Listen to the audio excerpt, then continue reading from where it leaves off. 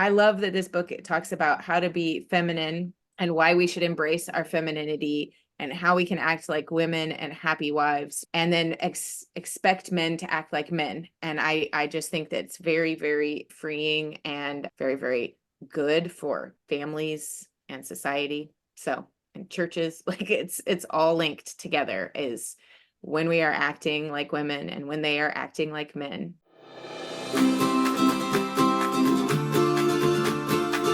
Welcome to the Simplified Organization Podcast, 15-minute conversations with real moms about managing our homes and family life cheerfully to the glory of God. We can actually enjoy housework and love being homemakers when we focus on truth and work with gratitude. I'm Mystie Winckler, author of the book Simplified Organization, Learn to Love What Must Be Done, and I run Convivial Circle, an online community helping women to excel at homemaking and do life cheerfully. And one thing that I don't talk a lot about on my blog or podcast is marriage. But marriage is the cornerstone of the homes that we are building. We wouldn't be homemakers or mothers without our husbands. And a happy marriage is a huge part of a happy home. I'm bringing on the whole Simply Convivial team. Myself, Stephanie Mons, our community manager, Lisa Moulton, our operations manager, and Abby Wall, our strategist and mentor member. My husband and I have been married for 23 years. We have 5 kids with 2 sons launched and 3 still left at home. Stephanie has also been married for 23 years. She has a 19-year-old, 16-year-old, and 14-year-old. Abby has been married for 21 years and has 5 teenagers, all living at home. And Lisa has been married for 18 years with a 13-year-old, 11-year-old, and 6-year-old. We're basing our marriage discussion off of Laura Doyle's book, The Empowered Wife. Stephanie brought this book into our community and has run book clubs several times about this book, and we have seen such fruit happening in our community and separately. I've read it twice now, and so I hope our conversations about being good and happy wives are thought-provoking and a blessing to you. So of her 6 skills, we've talked about the first and the second skill that she lists out of 6. But I want to skip to number 4 because she talks about being receptive as the essence of femininity. And I was amused partly because it's like, oh, can you say that? How does she get away with saying like something so obviously true that we just don't acknowledge anymore?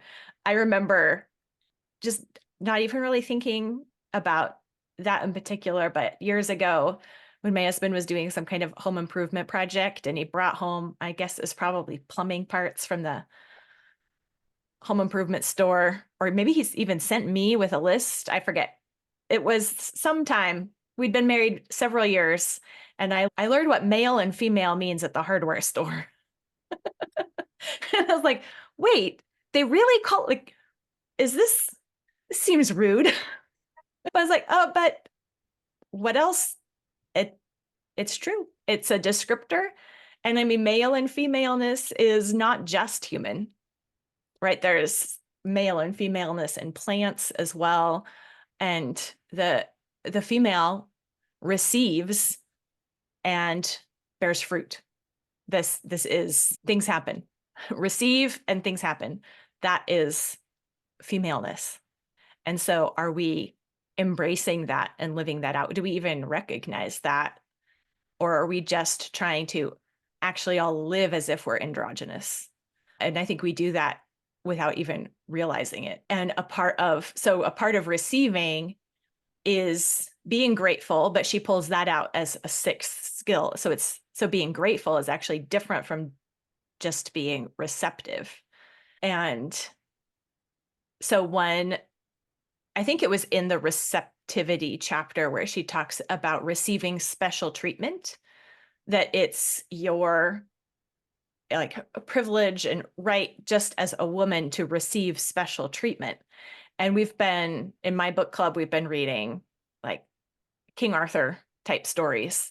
And that's just a matter of course in those books. Like, of course, a man goes out of his way to help a woman. And of course, a woman seeks a man when she's in trouble, or like she just accepts that position of honor. She expects it. And that's one thing that feminism has successfully taught us to reject, or to even be insulted by receiving special treatment, like having the door opened for you. You know, these kind of what used to be common courtesy that we women rejected and taught men to no longer give us, like that breaks the relationship. So like my husband has opened the door for me since I was 16. But it's interesting because I had to learn to wait. And still sometimes it can feel a little bit awkward, but I wait. Even if he has to go do something, like I will wait for my door to be opened. And it's not because I can't open the door myself, but it's because I'm receiving the honor and he's giving it. And this is a part of our exchange. And I notice like it's actually not that uncommon. And I've lived in different places now, but even if we visit, it's really not that uncommon for a man to start to open a door, actually. But when you notice, because it's normal for you, or you just look, like, I don't know, people open the door for me all the time. And so it's kind of weird where I think there is a sense in which it's what women, the cultural expectations come down to what do women expect. So it's true that women honor men with respect and gratitude, but men also honor women with protective treatment. And that should be the most true within a marriage. And it's actually a huge part, especially today. It's a huge part for a woman to receive that, and for a wife to receive gratefully this special treatment. So how have you practiced in your marriage being receptive as a wife? Well, when I do get grumpy, my husband often tries to give me hugs, and that's the last moment in my like when I'm feeling this way that I want to receive a hug. And even sometimes I'll be like, I don't want your hug, and he's like, I know, but you need it, right? And so just having that is something. The other thing too is like oftentimes, like right now, my grocery situation is I have to buy groceries multiple times a week because we can't, like, even with 2 refrigerators, my kids, it's 5 teenagers, we eat a lot. And so I've been having my husband go with me grocery shopping. And before, when we did this, like where like we'd both be bagging groceries, we'd both be, doing this. And I got a back injury last year and I couldn't physically do it. And so my husband had to do all of the bagging and lifting and carrying of groceries. When we got home, the kids all helped. But like, I just was like, nope, I'm just going to stand here and not move. And I'll just wait for you to do it. And even after my back has gotten better and everything like that, he's still doing that.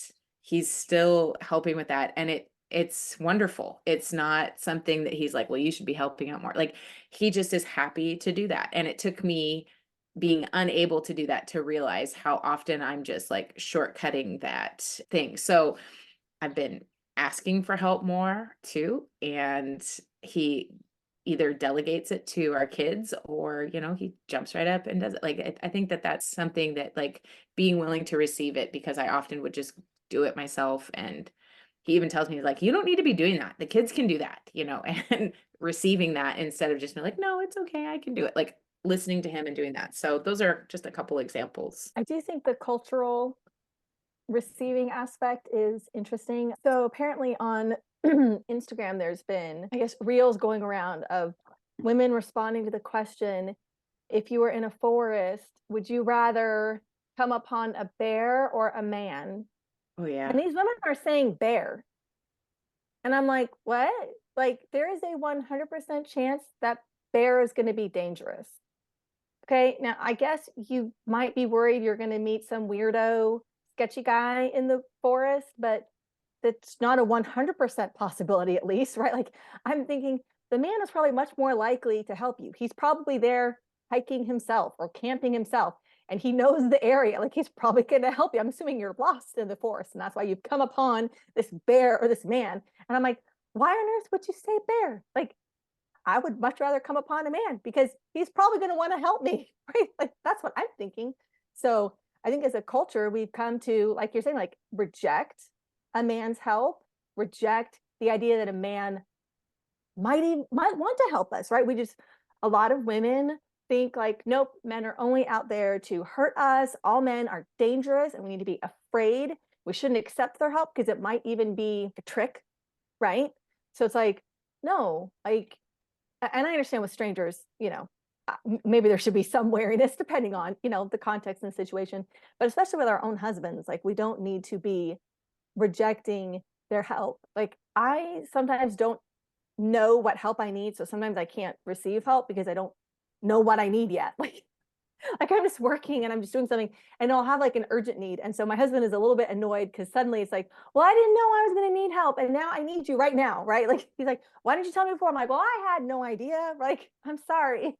So it's not like I'm trying to reject his help. And I have tried to get better, like Abby's saying about like asking for help. Like, when I do think about the help I might need, then I can ask for it. And sometimes I need less physical help as I need like mental help, like working through a problem. Like, can you help me with this? Right? Like, that's part of receiving, too, is like, I'm sorry, can you help me work through this? And I'm going to listen. I actually am going to listen to your advice, right? I'm going to receive it because I know you care about me and that maybe you can see the situation as like an outside person a little bit more than I can, whether it's stuff with the kids or, like my own like self-care or whatever, like I needed more sleep. And my husband was able to work with me on that, help me figure out what I should do.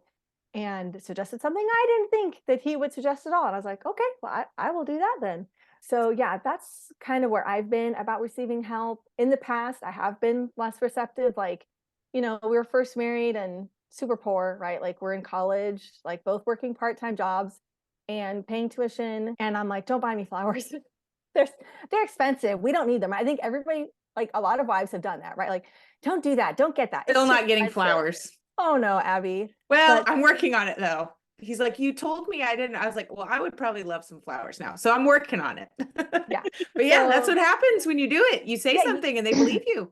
Right. They're like, I will not get you flowers then. And 20 years later, you're still not getting flowers. That's right. I read The Empowered Wife. And so that was like in the summer. And so my anniversary is in August. And I told my husband like a week before, like, I would love some flowers for our anniversary. And I actually don't remember if he got me flowers or not. Like, it doesn't actually matter because since then I have been getting flowers without asking even. Like, I don't have to say, I would love some flowers. I just sometimes get random flowers. And when it is a holiday-ish, like it's our anniversary or it's like Mother's Day or something, like I usually do get, or my birthday, right? I usually do get some flowers then, and then some others, scattered throughout the year. And so I have been more, grateful when I have received the flowers, so that has been helpful. So hopefully they'll come back, Abby. Hopefully you can get some. I think they will, flowers. but yes, I do agree with that. Yes. Yeah. Our husbands take us at our word. When I know. We don't want, and then they remember that. Got it. Forever. I will not do that thing because you told me not to. Like, yeah. This is how we teach our husbands to treat us. Yeah. Exactly. We do. We teach them how to treat us. So if we reject their gifts, we will stop getting gifts. Yep. And it's not even gifts, it's compliments, it's help, it's everything. Like, our husbands really do want to serve us. And like, that's actually how my husband shows his love, is acts of service. Mine did. And so, yeah, they want to help us in service. I can't believe people want to meet a bear rather than another human. They've That's probably my never worst seen a fear, bear. hiking in the woods. And Yeah. I live around bears. Bears are scary. Like, we watched the Alone series. Have you guys ever seen Alone? And even those trained like super duper campy people. They are scared of the bears. That's the only thing scaring them about being out in, the wilderness in Canada by themselves. They have like the bear like horn or whatever. That's like the one thing they've been given. And they're like so worried about the bear. And I'm like, yes, exactly. Bears are scary. But our society has been eroding men and masculinity, right? We don't even call it masculinity anymore. Everything is toxic masculinity now. And men just being men, like they want feminine versions of men who are sensitive and do all these things. Not me. I want a very strong and capable man who is not effeminate at all. And luckily I married that. But it's just, it's very, but everyone is so messed up on, gender and all of those things right now. So I love that this book, it talks about how to be feminine and why we should embrace our femininity and how we can act like women and happy wives, because and then expect men to act like men. And I just think that's very, very freeing and very, very good for families and society. So, and churches, like it's all linked together, is when we are acting like women and when they are acting like men. And I think you said that in the beginning, Misty, like this is how God designed the world, and it works best when we are doing what we are created to do and act in the way that we are created to do. Yeah. And it seemed like I was glad that she broke these skills out as separate, because it allows her to come at it from several different angles. But really, you have respect your husband and don't control your husband, which is a kind of disrespect. Yes. And instead receive, and receiving is another way of respecting and trusting and honoring, and then being grateful, which is like the manner in which we should receive things. And one of the examples that I thought of was when, my husband took over doing the dinner dishes, when at one point when I was really large, pregnant, and I couldn't hardly reach this, I probably looked very pathetic. And so he came over and said, "This is my job now. Move out of the way." And so I was like, okay, that's fine. But that meant he loaded the dishwasher his way, not my way, right? So there's the control, there's receiving the help, and then not telling him how to help you and telling him how to do things, but actually just saying thank you, even if he loads the dishwasher, wrongly. And then he did it so long that his way was the right way. And so then I had to change the way I loaded the dishwasher. I do have a story that's similar to that then about receiving help. I had forgotten the dishwasher finally gave up pretty much. Like it wasn't washing very well. And I was like, well, I'm just going to wash things by hand. And my husband was like, no, you're not. Like that is not going to work. Like we have so many dishes. You cannot do what is going in the dishwasher by hand. Like, no, we have to get you a dishwasher. And I was like, well, but we have a speech and debate tournament this week coming up. So this is it was either like a Saturday night or a Sunday morning that I decided I was just going to be washing dishes by hand. And we had a tournament later that week.